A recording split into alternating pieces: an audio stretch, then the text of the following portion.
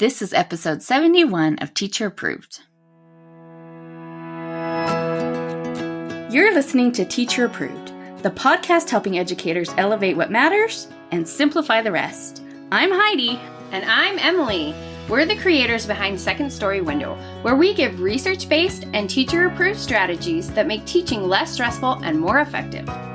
You can check out the show notes and resources from each episode at secondstorywindow.net. We're so glad you're tuning in today. Let's get to the show. Hey there, thanks for joining us today.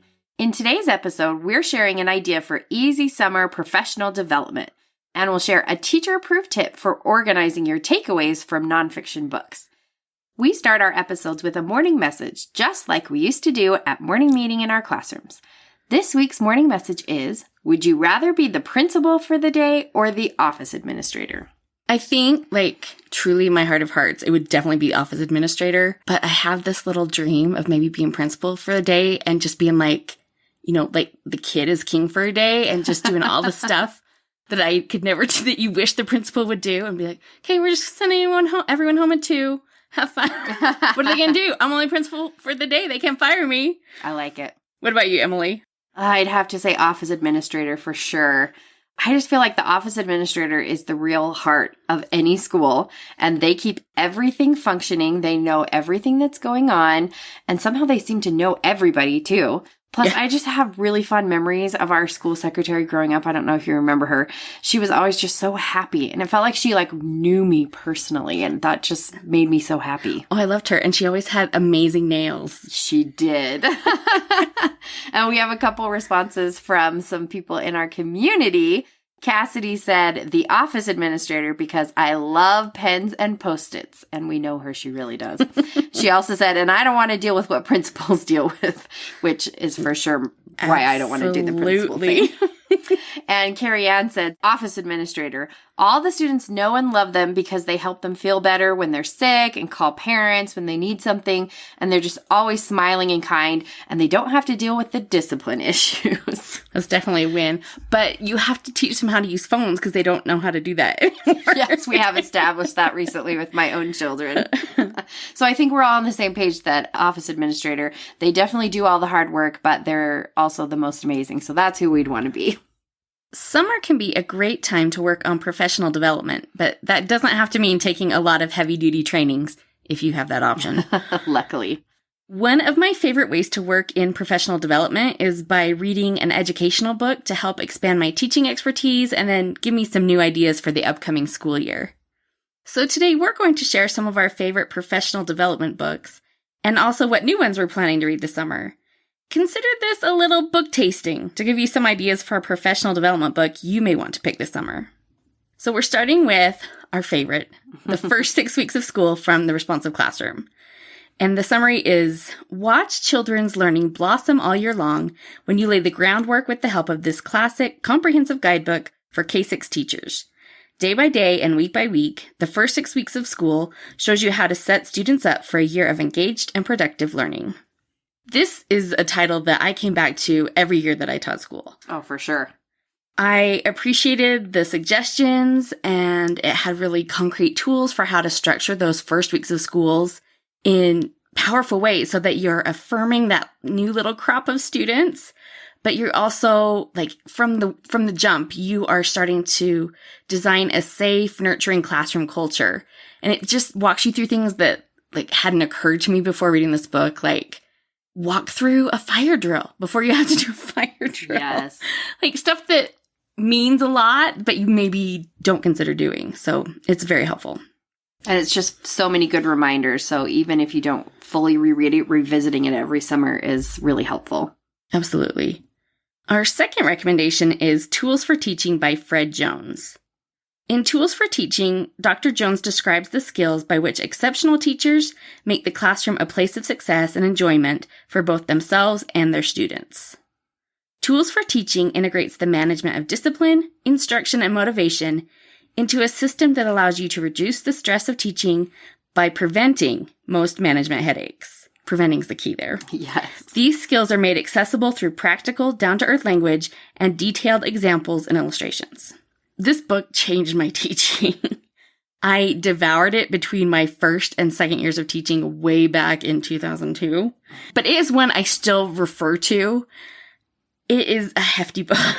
It's not a little one, but it is full of vital information about how to prevent classroom issues before they even become a problem, and then what to do if some get through the net, and then how you can maximize your instruction for the most impact. It really has lots of clear takeaways and how to implement things. They talk about like channeling your inner Queen Victoria when a student is acting up, and like, you are cool, calm, and collected. This little ruffian can't ruffle you. And I, for sure, like when a kid is acting up, 100% I have that picture of Queen Victoria in my brain. You imagine you're putting on your crown. Yes, walking over there with my scepter. And the illustrations in this are golden. They're very so funny. And I feel like this is just such a great book for new teachers, a good gift to give to new teachers. In fact, I gifted it to my sister-in-law last year when she got a classroom teaching job. The next recommendation is The First Days of School by Harry Wong. The First Days of School book walks a teacher, either novice or veteran, through structuring and organizing a classroom for success that can be applied at any time of the year or at any grade level, pre-K through college. College. I'm impressed that they're making that claim. But this book is a classic for a reason. Wong cuts through all the noise and he just lays out everything in clear steps. We don't 100% agree with all of his ideas in this book, but the good stuff in there is so good, it's worth the read. And our next recommendation is The Joyful Classroom by Responsive Classroom. You may notice a theme here. We love a responsive classroom book. I don't think they've ever steered me wrong. It's so true. Light the spark of learning in your students. Teachers know it instinctively. Research bears it out. Students learn more and with more joy when offered intriguing lessons that connect with their lives and interests while challenging them to stretch and grow. So we did this book as a summer book club read a few years back. We ran this for a group of teachers in our Facebook group, and everyone really loved it. And this book really lends itself well to a teacher's summertime read because it's full of clear takeaways, but it isn't heavy or technical. It breaks down the components of engaged learning and explains how to implement them.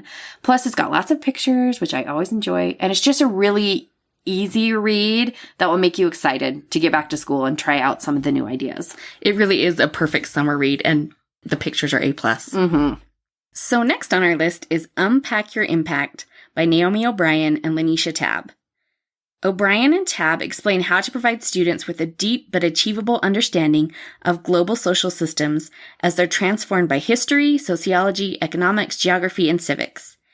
And because the Unpack Your Impact curriculum can be folded into existing lessons for almost any topic, students garner an appreciation for how all learning shapes and is shaped by a diverse array of human cultures.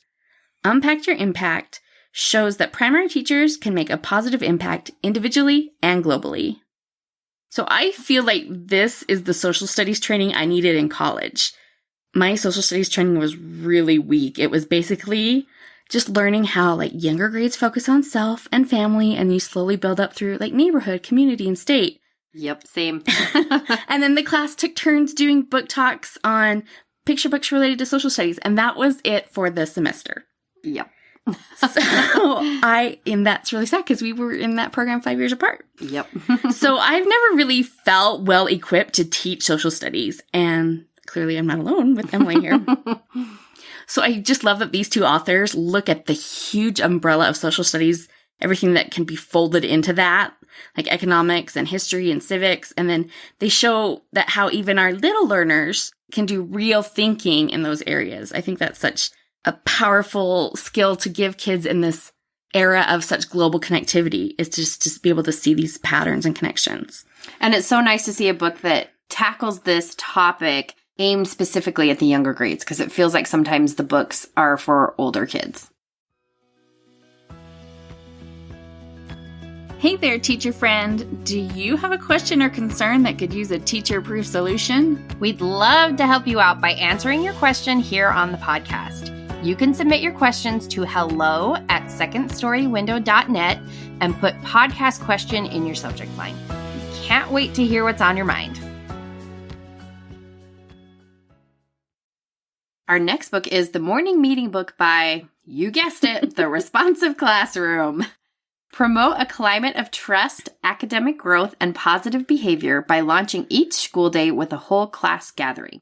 This comprehensive, user-friendly book shows you how to hold responsive classroom morning meetings, a powerful teaching tool used by hundreds of thousands of teachers in K-8 schools. We are huge fans of morning meeting, and we talked all about it in episode 6 of this podcast. If you want to make a change to your morning routines in a way that will have massive impact on your classroom community this upcoming school year, this is the book for you. And it will tell you everything you need to know about how to run an impactful morning meeting every day and just make it part of your daily routines. Really can't say enough good about this. I love it so much. I love it. Our next book is Shifting the Balance by Jan Berkens and Carrie Yates. The current emphasis on the body of research known as the science of reading has renewed what some refer to as the reading wars and raised challenging questions for balanced literacy teachers about the best ways to teach reading. Instead of fueling the debate, Jan Berkens and Carrie Yates have immersed themselves in the research and produced this concise and practical guide to integrating effective reading strategies from each perspective.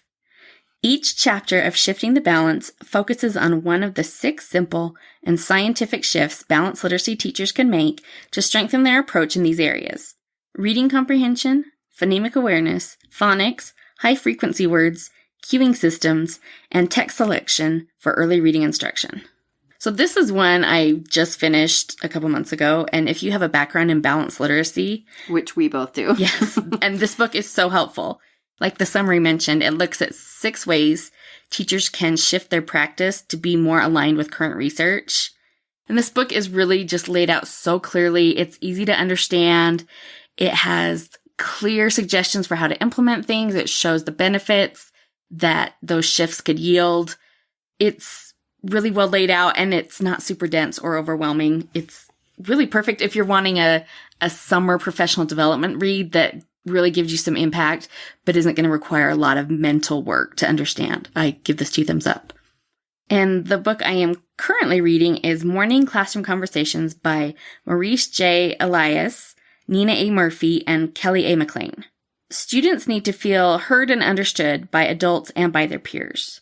When you make morning classroom conversations a regular part of your class, you give students a safe place to practice critical and creative thinking, build active listening skills, learn to respectfully disagree with others, and strengthen peer relationships, all while improving overall classroom climate.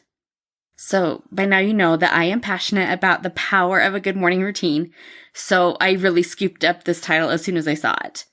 Even though it's geared towards secondary students who have outgrown an elementary style morning meeting, I think this has a lot of application to an elementary classroom.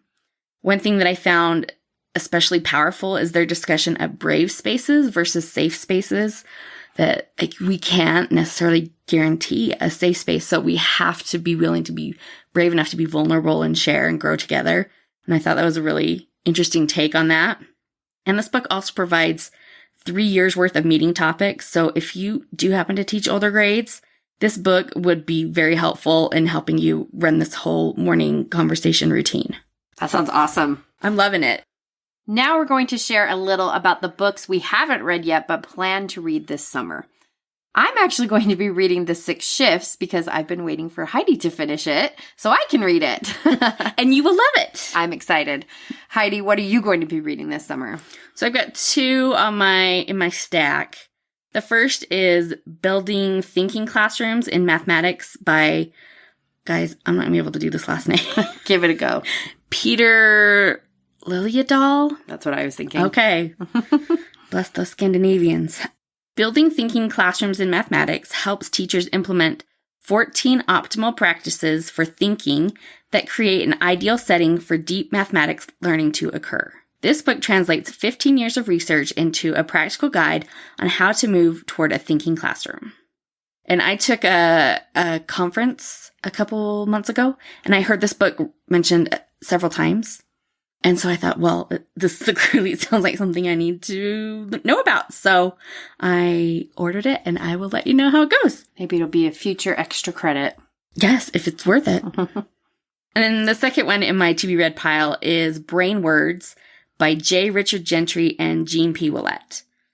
BrainWords explains how children's brains develop as they become readers and discover ways you can take concrete steps to promote this critical developmental passage.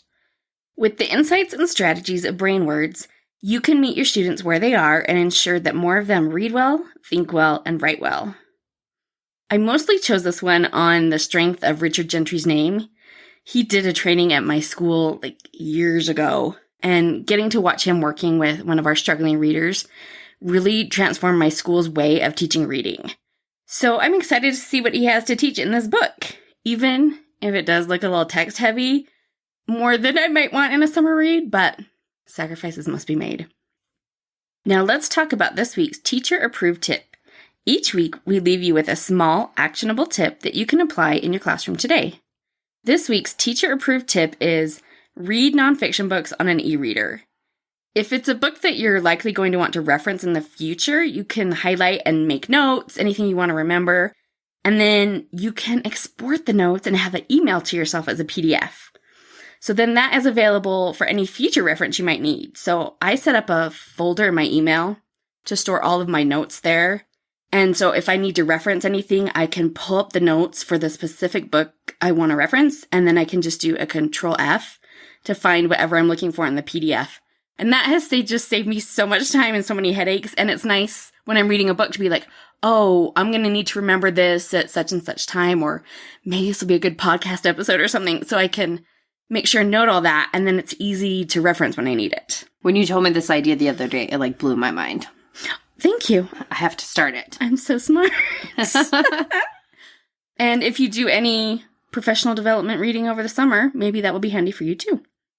To wrap up the show, we're sharing what we're giving extra credit to this week. Heidi, what are you giving extra credit to this week? Well, let's get in a time machine and go back 12 years. I am giving extra credit to Where'd You Go, Bernadette? Which my neighborhood book club just read, and I've always meant to get around to it because I've heard it's good. And it really was good. I loved it. And I read it so long ago, I can barely remember it. It was so well done and just kept me guessing the whole time. So A+ if you want a non-professional development book to read. I really like that one. How about you, Emily? What's your extra credit? Well, if you're tired of reading, I'm giving extra credit to The Floor is Lava, which is a silly game show on Netflix. I think the first season came out in 2020. That sounds right. And season 2 just came out. On this show, teams of 3 compete to get all the members of their team across a room where the floor is lava. And all of the rooms are themed like the garage or, the kitchen or things, in a house. And it just feels nostalgic since we all remember playing that game as kids, jumping from couch to coffee table when the floor is lava. And it's just really lighthearted and fun. And I find it's nice to have a show that my kids all enjoy watching and that doesn't drive me completely crazy. It's really hard to check both of those boxes, especially as my kids are getting older in different stages. This is one that they actually still all like. And even if you have never watched the show, you've probably lived it with students who have watched the show and came to school playing that. So true. That's it for today's episode. Consider reading a new professional development book this summer, and be sure to let us know which book you choose. Thank you for listening. If you like this episode, please leave us a rating and review in your podcast app. Reviews are so helpful for podcasters. We hope you enjoyed this episode of Teacher Approved. I'm Heidi. And I'm Emily. Thank you for listening. Be sure to follow or subscribe in your podcast app so that you never miss an episode. You can connect with us and other teachers in the Teacher Approved Facebook group. We'll see you here next week. Bye for now. Bye.